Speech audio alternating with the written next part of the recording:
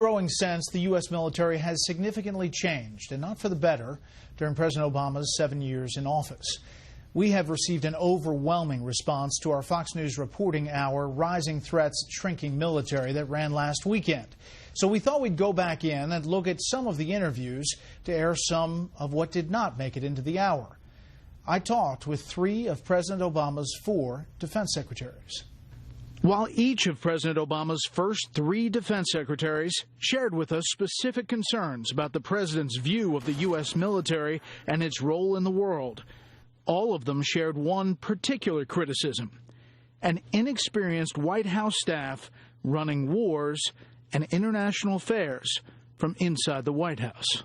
It was the operational micromanagement that drove me nuts, of White House and NSC staffers calling senior commanders out in the field and asking them questions, of second-guessing commanders. When I was Deputy National Security Advisor, if I would have tried to, even as deputy, if I had tried to call a field commander going around Dick Cheney, who was Secretary of Defense, or Colin Powell, who was Chairman of the Joint Chiefs, I'd have had my head handed to me, probably personally by the President. I told the combatant commanders and others, and the field commanders, Petraeus and others, if you get calls from the White House staff, you get a call from the President, that's one thing.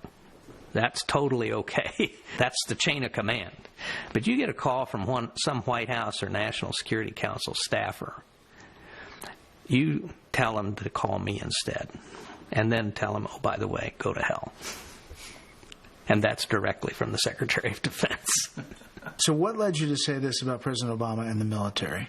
President Obama was, quote, deeply suspicious of their actions and their recommendations. I think this was particularly true in Afghanistan.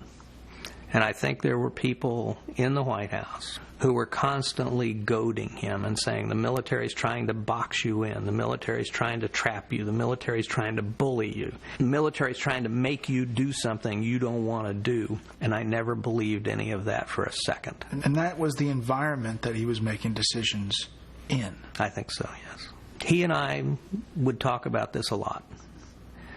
And I would, in private, and I would tell him,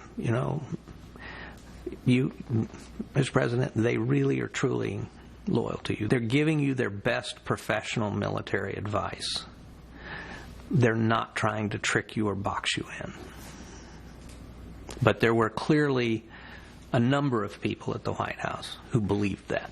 The National Security Council has grown enormously, which means you have a lot more staff people running around at the White House on these foreign policy issues. And very frankly, proximity is everything when you're operating at the White House.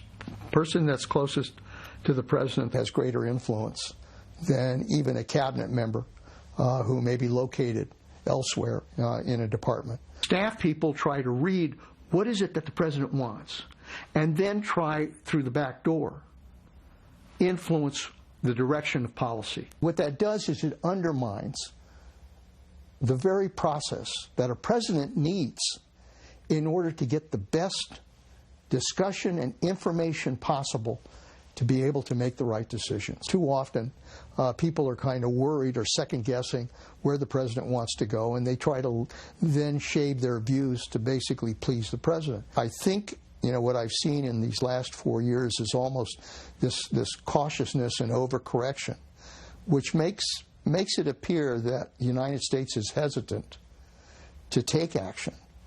And that sends, I think, a message of weakness. On President Obama, he's one of the youngest presidents we've ever had, one of the most inexperienced presidents we've ever had. He has a staff around him that is very inexperienced. I don't think there's one veteran on his senior staff at the White House.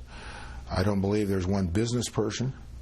I don't believe there's one person who's ever run anything. Other than Vice President Biden, none of them have ever been elected to anything. You must leaven the loaf. You must leaven your advisors where you get a lot of experience in different things where the president himself, is so inexperienced. I think he's got to fundamentally understand, and I'm not sure he ever did, nor the people around him, the tremendous responsibility the United States has.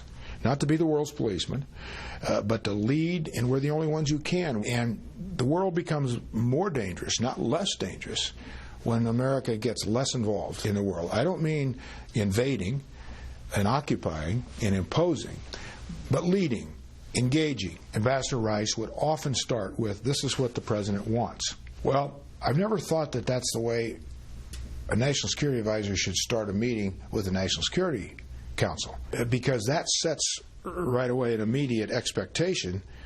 This is what he wants. And there were always too many meetings and always too many people in the room and too many people talking. And, especially young, smart 35-year-old PhDs love to talk, because that's the way you let everybody know how smart you are, is how much you talk.